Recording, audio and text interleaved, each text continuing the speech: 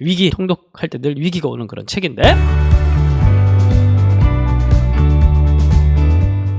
레위기의 핵심적인 주제는 뭐냐면 거룩입니다. 거룩. 그러니까 레위기 19장 2절을 보면은 너희는 거룩하라. 이는 나 여호와 너희 하나님이 거룩하기 때문이다.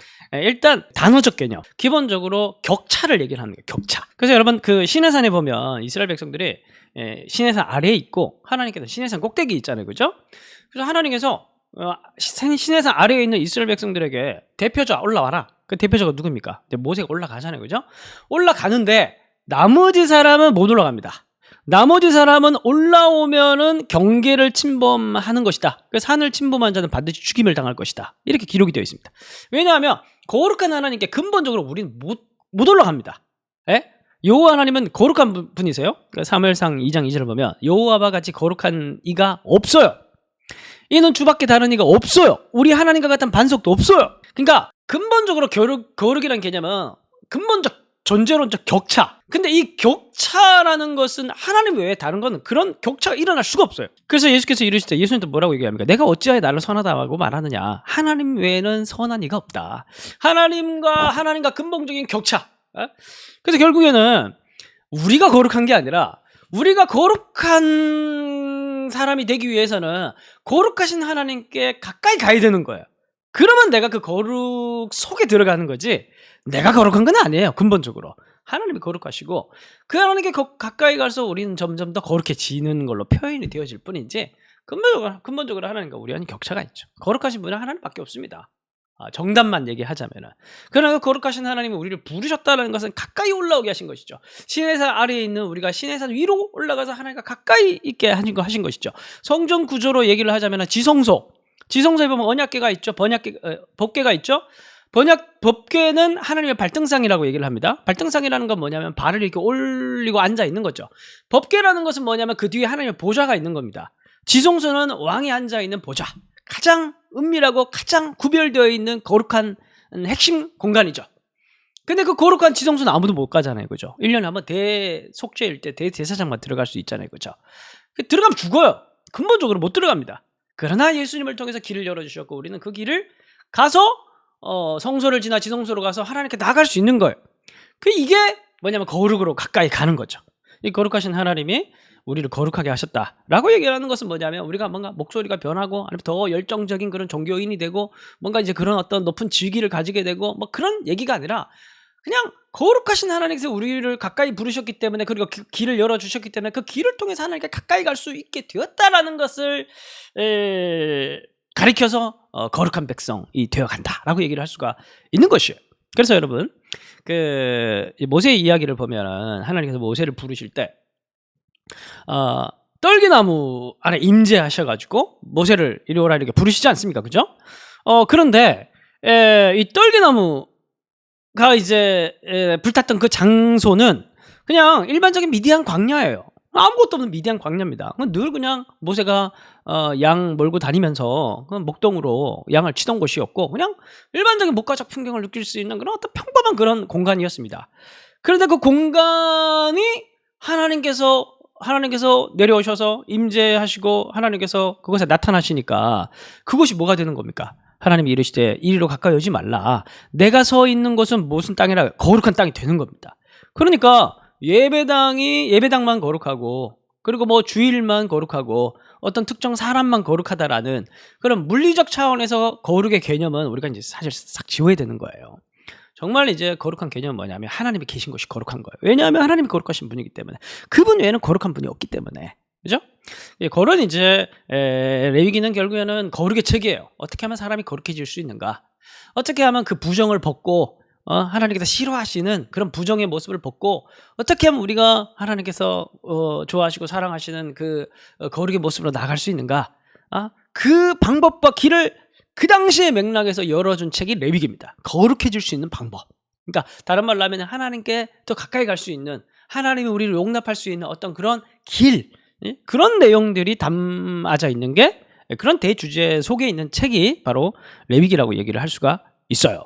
자 그렇다면 이제 레위기를 본격적으로 들어가 보면 레위기의 전체 문맥적인 흐름을 한번 잡아보겠습니다. 레위기 쭉 문맥들을 보면 자, 한번 이 전체 흐름을 쫙 잡고 그다음 속으로 싹 들어가는 게 중요합니다. 레위기 전체 흐름을 보시면 일단은 어디에서 시작을 하면은 제사 이야기부터 시작합니다. 우리가 잘 알고 있는 이제 번제, 소제, 화목제, 속제제, 속건제 이 5개 5대 제사라고 하죠. 이 제사 이야기로부터 시작을 했다가 그다음에 여러분 제사를 지내려면은 그냥 혼자 자기가 제사를 지낼 수 있는 게 아니잖아요, 그죠?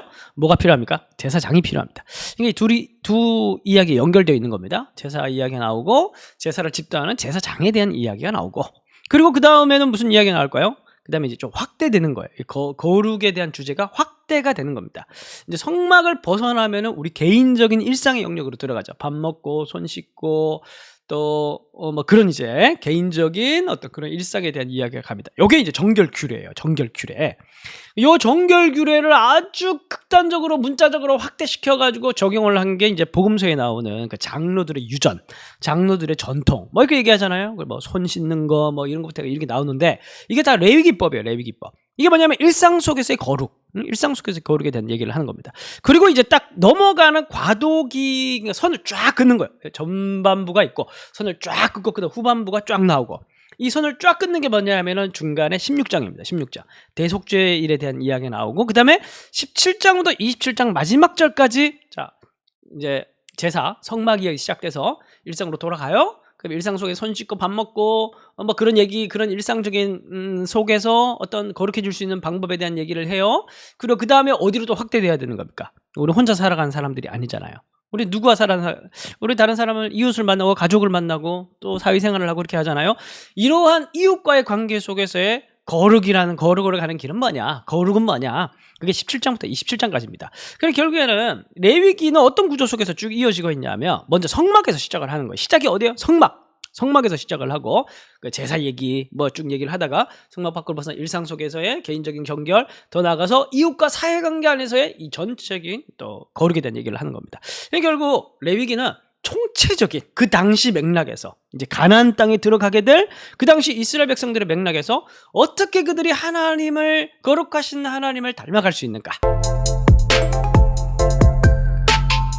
자, 다시 한번 더 그러면 흐름을 쭉 봤죠. 그러면 문학적인 구조 안에서 레위기를 한번 봅시다. 문학적인 구조. 레위기는 정확하게 대칭 구도로 되어 있습니다. 그게 뭐냐면은 이런 식으로 서로 마주보는 구조로 되어 있는 거예요. 네? 마주보는 구도로. 그래서 이 마주보는 구조 안에서 중간에 핵심적인 내용이 바로 아까 쫙 긋는다고 했죠. 그게 이제 16장에 있습니다.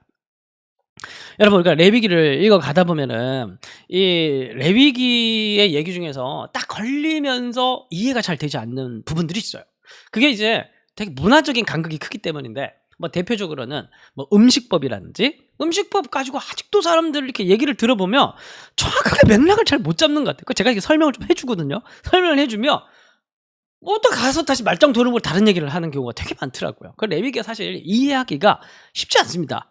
그래서 뭐 특히 음식법 같은 경우에는 이상한 데서 얘기를 듣고 와가지고 뭐 음식법은 무슨 이제 그때 당시에 어떤 위생법과 관련된 뭐 그런 어떤 가르침이라고 얘기를 들으면서, 물론 이제 그런 부분들이 없다고 얘기를 할 수는 없겠지만 핵심은 아니에요. 핵심은 뭐냐 하면은 결국에는 이러한 이야기들은 결국에는 이 핵심은 센터에 있습니다. 그러니까 여기 앞에 쭉 이제 성막과 일상생활 속에서 얘기가 있고, 그 뒤에 우리가 사회생활 속에서의 이제 뭐 그런 얘기가 있고, 그 중간에 이 모든 거룩에 대한 이야기를 해석하는 키워드가 있어요. 그게 뭐냐면은 바로 대속죄일과 관련된, 그리고 그 다음에 이어지는 피에 대한 피규례입니다.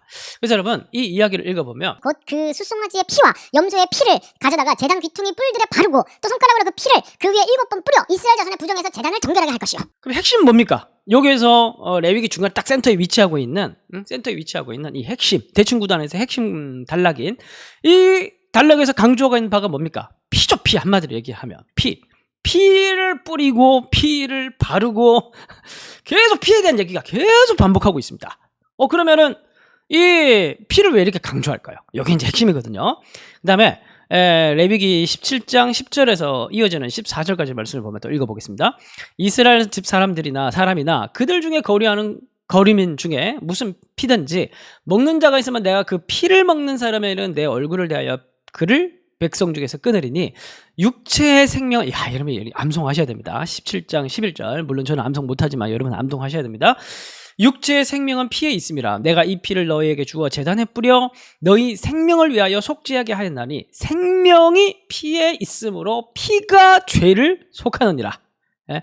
그러므로 내가 이스라엘 자손에게 말하기를 너희 중에 아무도 뭘 먹지 말라? 피를 먹지 말며 너희 중에 거리하는 거류민이라도 피를 먹지 말라. 응? 모든 이스라엘 자손이나 그들 중에 거리하는 거류민이 먹을 만한 짐승이나 새를 단양하여 잡거든 그것에 피를 흘리고 흙을 덮으신니라. 모든 생민물은 그 피가 생명과 일체라.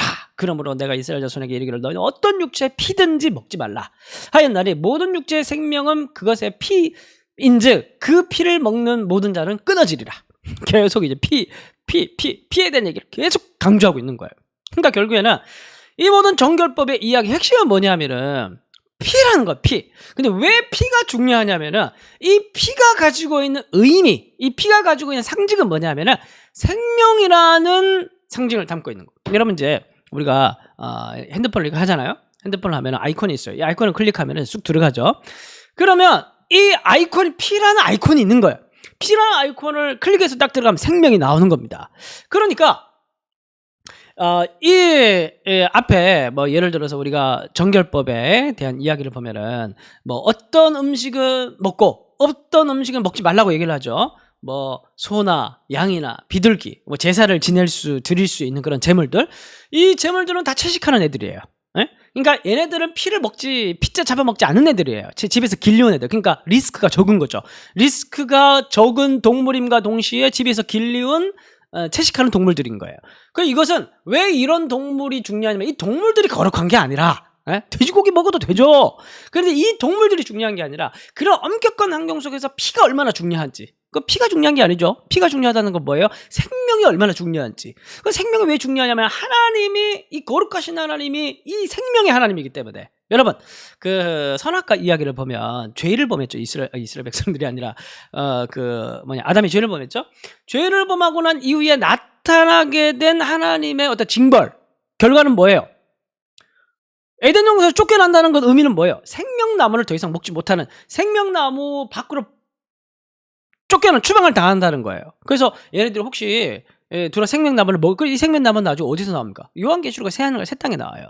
그러니까 생명 밖으로 쫓겨나게 되는 거예요. 그냥 정령 죽으리라고 했던 그 죽으림의 말씀이 이제 인간에게 성취가 되는 거고, 그 마지막 예수님의 부활이라는 것은, 예수님의 죽으심과 부활이라는 것은 뭐냐면 이제는 우리 다시 생명을 되찾게 되는 거고, 그 생명나무라는 게 새하늘과 새 땅에 나오는 것이고, 하나님을 이해할 때 핵심은 뭐냐면 하나님 생명의 하나님이라는 거. 이해되세요? 창조주의 하나님이고 생명의 하나님이고, 그렇기 때문에 이 창조주 하나님, 생명의 하나님, 그렇기 때문에 그분은 거룩하신 하나님, 그렇기 때문에 그 하나님을 이해하고 성품을 우리가 깨닫고 그 하나님에 대한 분명한 정체성을 아는 그 핵심 키워드가 생명인데, 그 생명을 우리가 지금 클릭해서 들어가서 볼 수 있는 아이콘이 피인 거예요. 응? 그러니까 제사를 지낼 때도 뭐가 이제 정한 짐승이냐면은 피와 상관없는 짐승들. 나머지는 다 뭐예요? 다 피와 관련인 애들이죠. 얘들은 막 지들끼리 잡아먹고, 그래서 지들끼리 잡아먹은 애 우리가 또 잡아먹으면은 그 속에 어떻게 나도 부지 중에 또 피를 먹을 수가 있는 것이고, 그리고 여러분 그 정결법 그 다음에 또 가보면은 뭐 유출병 같은 경우에는 그 여성들이 하혈하는 이제 그런 것 같은 경우에는 그것 자체가 사실 문제라기보다 뭐 부정하다라는 게 어떤 윤리적 개념, 어떤 정죄할 만한 그런 윤리적 개념, 도덕적 개념이 아니라 피라는 게 뭐예요? 피라는 게 생명을 상징하고 있잖아요. 근데 그 피가 밖으로 유출이 되면은 그거는 부정한 거예요. 하나님과 어울리지 않는 거예요. 그런 식으로 해서 하나님이 어떤 분이신가를 좀 깨닫게 하는 장치들이 이 율법 속에 다 들어가 있는 겁니다. 그거 왜 꼭 이제 피가 아니더라도 우리 시체를 만지지 못하고, 왜 시체를 만지지 못해요? 시체는 피가 아니잖아요. 피가 아니더라도 결국 피가 중요한 게 아니라, 피는 뭘 가리키는 키워드라고 했어요? 생명과 반대되는 개념이 죽음이죠. 그리고 모든 질병이라는 것도 생명이라는 것과 반대된 개념이죠. 문둥병이라는 것도 몸이 썩어가고 계속 죽어가는 증상이라는 거죠. 핵심은 뭐냐면 하나님은 창조주 하나님이시고, 그리고 인간은 죄로 인해서 그 창조주 하나님, 생명의 하나님을 떠날 수밖에 없었고, 그래서 결국 하나님께서 이것을 계속해서 이 모든 장치 속에서 우리가 생명을 바라보게 만들고 죽음을 미워하게 만들고 그런 것들을 이 모든 장치 속에 있으면서 우리가 생명이신 하나님께 유일하게 우리를 구원하실 수 있는 생에 살릴 수 있는 하나님께 나아가도록 하는 이런 장치들인 거예요. 그래서 결국 이 제사법의 핵심은 뭐냐면은 그래서 이제 제사법의 핵심은 피로 속죄를 하는 거예요. 응? 그래서 모든 죽음의 증상들을 피를 뿌려서 생명을 뿌려서 그래서 이제 하나님께 나갈 수 있도록 만드는 거고 그 제사장도 자기 혼자 못 나가요. 피를 바르고 나가야 되는 거예요. 음식법 같은 경우에도 말씀드렸듯이 피와 관련된 고기는 안 되고 피에 노출되지 않은 음식을 먹어야 되고 유출병 같은 것도 생명과 반대되는 것들 이런 것들은 이제 부정하는 것이고 그리고 결국 17장부터 27장까지 이어지는 이제 사회적 윤리 일상생활 속에서의 이웃과의 삶에서의 거룩이라는 것은 이것도 결국에는 우리가 생명과 반대되는 쪽으로 가면 안 된다는 거예요. 결국 이제 윤리라는 것도 기독교의 윤리라는 것도 도덕적인 윤리적 개념이라기보다 생명이신 하나님과 반대되는 쪽으로 가면 안 된다는 거예요. 그게 사실 이제 기독교가 가지고 있는 중요한 윤리적 기준이 되는 겁니다. 사실은 기독교라는 것은 굉장히 피에 집착하는 종교예요. 이 피에 집착한다라는 것은 뭐냐면 굉장히 생명에 집착하는 종교라는 거예요. 그래서 늘 참 이게 어렵잖아요, 그렇죠? 늘 생명을 먼저 생각한다라는 거.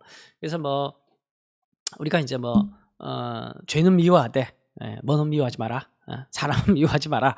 이게 이제 막 그냥 하는 말이 아니라 굉장히 이게 어떻게 보면 거룩과 관련된 생명이신 하나님과 관련된 기독교 윤리와 관련된 거룩한 삶과 관련된 부분이에요. 우리가 막 살다 보면은 미운 사람이 왜 없겠습니까? 그죠? 그렇지만은 결국에는 우리가 모든 생명들을 다 기다리시고 사랑하시는 생명들을 소중하게 생각하시는 그 하나님의 입장에서 우리가 생각하면서 결국에는 우리가 이런 생명들을 품어가는 한 생명을 천하보다 귀하게 여기는 그런 이제 자세와 태도가 없을 때마다 긴장하고 기도하면서 다시 이 생명들을 다시 이제 해야 되고 이제 그런 거죠. 윤리적 도덕적 개념이라기보다 하나님은 거룩하신 하나님은 생명의 하나님은 생명이 가장 이제 중요하고 그걸 통해서 또 우리를 거룩하다 하시고 그런 분이시기 때문에 이런 이제 키워드들이 그때 당시에 이스라엘 백성들이 이해할 만한 고대 운동을 살아가고 있었던 이스라엘 백성들이 이해할 만한 제의적 차원 혹은 법적 차원의 그런 문학적 형식 속에서 이스라엘 백성들을 잘 가르치고자 했던 책이 뭐냐면은 레위기다.